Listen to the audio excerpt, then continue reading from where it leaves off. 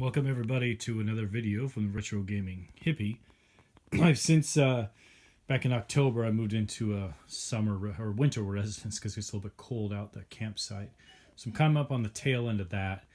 And with that, of course, the running and biking is a little harder. Obviously no garage sales or anything. So still run in the winter, just don't see any garage sales. And today is going to be more like a open box find from some stuff that we actually got online that I'm going to talk a little bit about, and thrift store finds that we just got this past week. So the two boxes here, which you're going to see them with me, although I saw the photos, I've been doing a lot of research with OfferUp, if you've probably heard of that site, kind of like a Craigslist, and they have an option to ship to me, which gives me a little bit of a broader range of places to go to. The funny thing is, a lot of folks, you ask them, do you ship? Do you take PayPal? And they're saying no.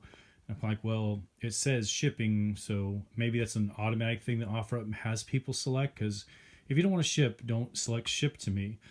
But I run into that a lot. But these two actually were a little bit of a gamble in the sense that I came across them out of Arizona. I'm going to run up the big one first. And good deal with some things that I was looking for. And I was kind of cautious because I was kind of like, let's do PayPal, send me an invoice. I feel like kind of protects us a little bit. And they were more or less like, well, in the past they kind of got screwed over, I guess, by PayPal's protect them or something. I don't know. So I kind of took a little bit of a gamble to say, all right, I will just send you money, friends and family, which probably doesn't offer as much protection. And we'll see what goes from there. Because they had more stuff. And I thought, well, if this little gamble pays off, then I'd get more stuff from them. Well, I'll be happy. So good news, long story short, yes, the gamble paid off, of course. They sent the stuff. They got their money right away. And so far, everybody is happy. So let's take a look.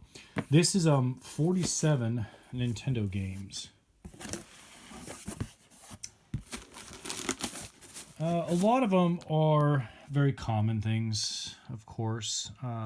Some things that I definitely want, and I will pull those out for you when I'm super excited to play. And I'm going to talk about that in a minute as to why I'm super excited to play and why. It amazed me that they were able to stuff 47 Nintendo games into a large box for a good shipping. I'm going to flip that one over for a little balloon fight. So you can see what that is. Little Baseball Stars, which is a really fun early Nintendo game. It gave you a lot of options. Baseball Stars 2 actually elaborated on that quite a bit. Shooting range.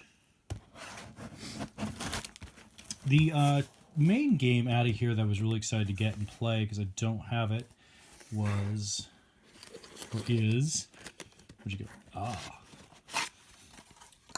Punisher. That's funny. Bookman's. It's a store in Arizona that buys, sells, trades, like kind of like half price books. If you've ever been there, games, toys, and everything. I did a lot of business at Bookman's when I was down there. But it's the Punisher. I have it on PlayStation 2, and I really like the game on PS2. It's a fun, simple game to play, good controls, and funny and violent, all the same thing, much like you think the Punisher would be. So I think I'm really excited to try this and do a little side-by-side comparison down the road. WrestleMania, which I already have, but my collection is mainly down to games based on movie, mostly sci-fi, and wrestling titles. So things like Goonies 2 or something I'll use. Fester's Quest I'm going to keep just because it's a super fun, good game. Karate Kid I already have a copy of.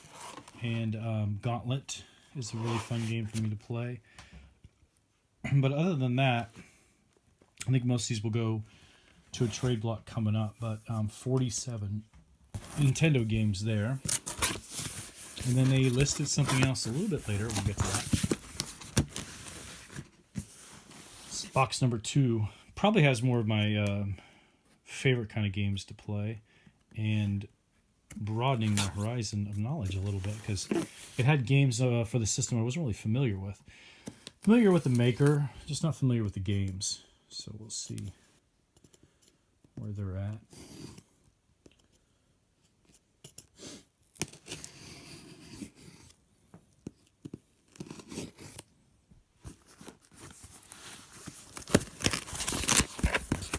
probably second best system to me.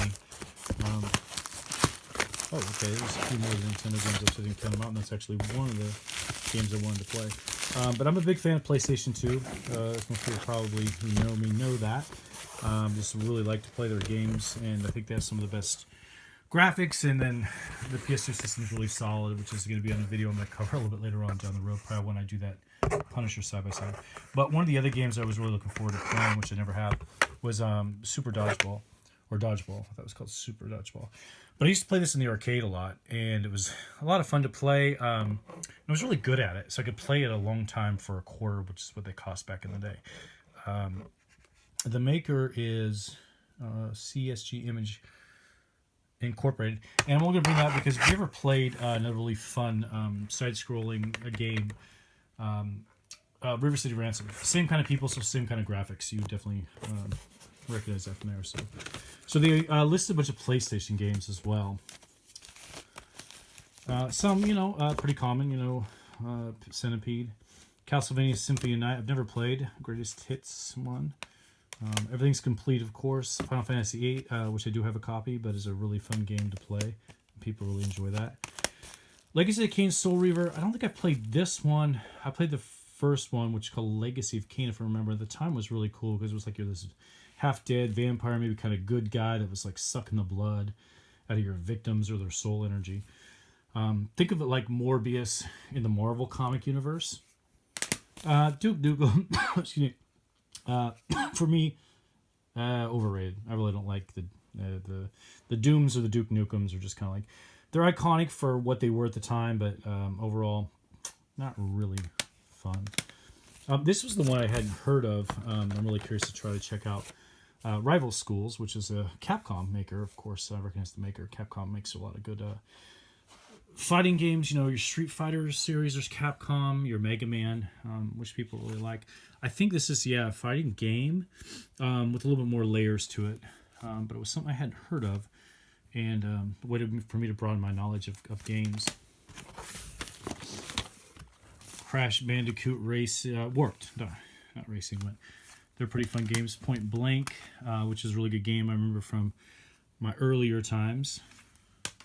Spyro, I like these better than the Mario series. I think they had more, like a Mario 64 series in comparison, as far as being kind of like play like a platformer, but I don't know what the word would be for it. Instead of just being platform, kind of more of a 3D fall around world. Jersey Devil's a lot like that too. These, of course, are Black Label, except for, of course, the Symphony of Night, which people, collectors really like to have Black Label. Me, personally, I really don't care, because since I'm more of a gamer, I just play the games more than care about the labels being black. But Black Label meaning the first release of the game.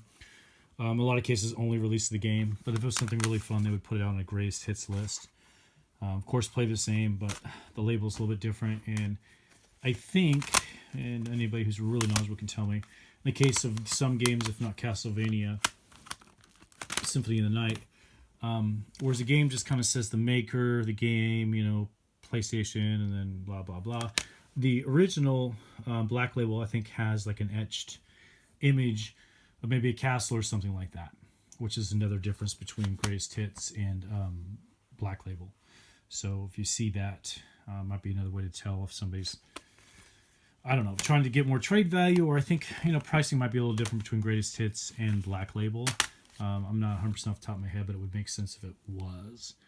So that was all from the same people out of Arizona, which, like I said, was a little bit of a gamble in the sense that I sent them the money for the Nintendo games first, straight away, without maybe any kind of real backing power if they decided not to ship it. But I was like, sometimes you got to take a gamble to pay off maybe in the long run if they've got more stuff for you, and having a little faith in humanity that people are good people and are going to follow through. The next bag is stuff my thrift store finds from a local thrift store here in town. This guy I picked up for a friend of mine. He's really into Gremlins, which is a really cool movie anyway, but it's a little like 1984 Gizmo plush doll with the tag. Oddly, I never can figure out why people have the tags on things, but really good shape, of course. And if you squeeze him or shake him, he squeaks around. So It's original, Hasbro Softies, 1984, Gremlins movie.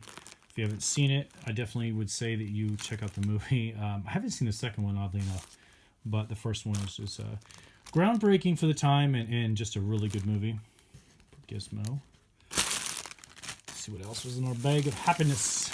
An Xbox controller. Because I think the ones I have, for some reason, oddly enough, are not working, and I really need to play Knights of the Old Republic. Pokemon Stadium 2. That's a trade bait item for me. Not really a Pokemon fan. 64 controller in a color that I do not have, but I'm not sure if I'll keep it. Good stick. But basically, if you ever find, and a memory pack or something there. I mean, if you find controllers at a thrift store for $5 or less, definitely pick them up. You're just not going to find them anywhere else, usually for that price. A lot of times people will overprice them, especially if it's a different color. Little multi-pack, multi-assortment control hookup. Your basic Super Nintendo, GameCube, 64, AV, PlayStation AV, and then that would probably work for Sega. No, yeah, maybe Sega and AV cores, red, yellow, and white, but good multi-purpose tool to have. And then lastly, a toy from really good movie, the first one at least, Mask, just to sit on my shelf with money. There's going to move his arm, so I can remember how to do that. He's a transformer. Holding it, there he goes. He goes from the mask thing to it's Jim Carrey, right? He even comes with a gun. But just something kind of cool to set up those toys for very little. So all said and done, everything cost me, which for me, because I'm pretty frugal, $300 for everything. The bulk of it being, of course, the ship stuff, which I think was a little close to 200. Oh no, it was actually closer to 250, 260 with shipping for 47 Nintendo games and the PlayStation stack.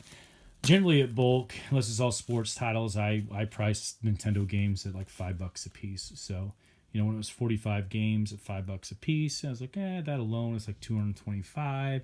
So we got some PlayStation games, and then of course, I told I would cover shipping. And the thrift store finds are, pretty cheap, because not only do our two thrift stores on this little small town always have like 50% off sales, at least. That's the thing about a lot of thrift stores, especially smaller ones. You may see a price and think it was overpriced, but always look and see what kind of sales they have going on, because there's definitely always a really cheap, good bargain. So that's my first box or open box thing to go.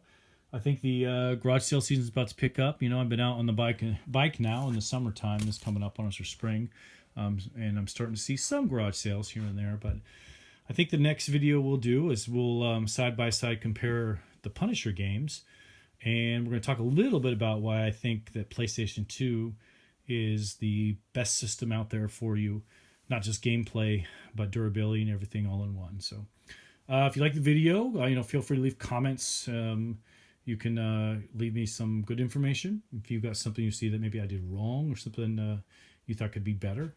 Other than that, man, happy gaming. Good luck out there, and enjoy the games or the toys as you find them.